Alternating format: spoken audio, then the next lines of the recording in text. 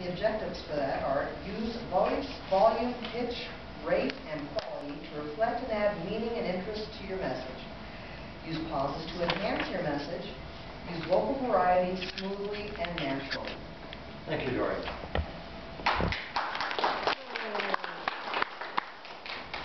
Greg is going to be speaking on the topic of creatures of habit, creatures of limits. We all have habits or personal rituals that bring comfort and order to our lives. Occasional examination and alteration of these habits, however, can lead to a better quality of life. Greg Young, Creatures of Habit, Creatures of Limits.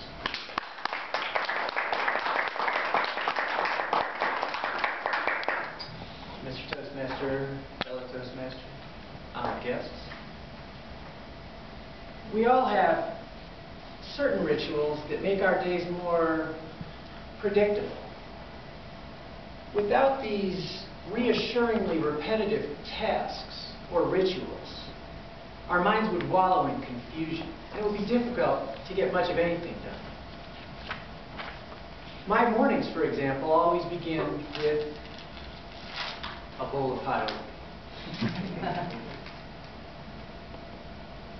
Knowing what I'm going to be eating every day enables me to devote my mental energy towards other more, perhaps productive endeavors, rather than always thinking every morning, oh, what am I going to eat today? But is it possible that these rituals could, at some point, limit us? I would contend that the answer to that question is yes. And I learned this lesson in my youth, during an experience I had when I was rock climbing.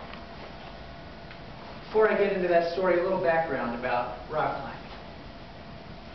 With rock climbing, your objective is simple: to navigate your way across a rock face and arrive at your destination in one piece. The objective is simple. The execution, not always so easy.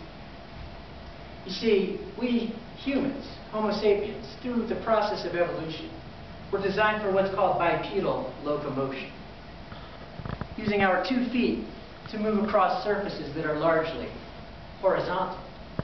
With rock climbing, however, you need to use your feet and your hands to navigate a rock face, which is usually vertical. One wrongly placed hand or one slip of the foot, and the results could be painful. If you don't believe me, ask the ghost of Humpty Dumpty. He'll tell you all the shell-shattering details of his great fall. Anyways, back to my story. During this one particular experience, I had embarked on my journey up the rock face, and I was about halfway to my destination. It was time for me to choose my next handhold.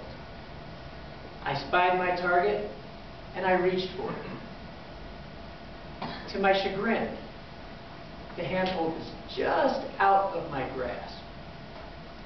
And this was the point where I descended down the road toward ritual suicide. Because I convinced myself that that rock, that handhold, was my only option. In other words, I froze. Fortunately, the story does have a happy ending. From some primordial recess in my mind, a voice seeped into my consciousness. And it said, "Greg, you fool! There's more than one way to slay this beast. Not just that one. Look around you. You've got plenty of options." And fortunately, I heeded the advice of that primordial voice. I did look around. I found a different handhold, and ultimately I was able to navigate my way to my destination. I was pretty shaken up after that. It did take me a little while to get over this harrowing experience. But after I did, I had a little bit of time to reflect and think about what kind of lessons could be learned from what happened. And I thought, well, if I had remained fixated on that one handhold, chance that ultimately I would have gotten there and reached my destination. But there were many other options, better options, available to me. And once I made that decision to go with one of those better options, I had a better result. And if I were to extend that lesson to our lives in general, we may have a ritual which governs our daily routine. And that ritual may work, but could there be something better out there? And I ask you, fellow Toastmasters, to look at the daily rituals that govern your lives.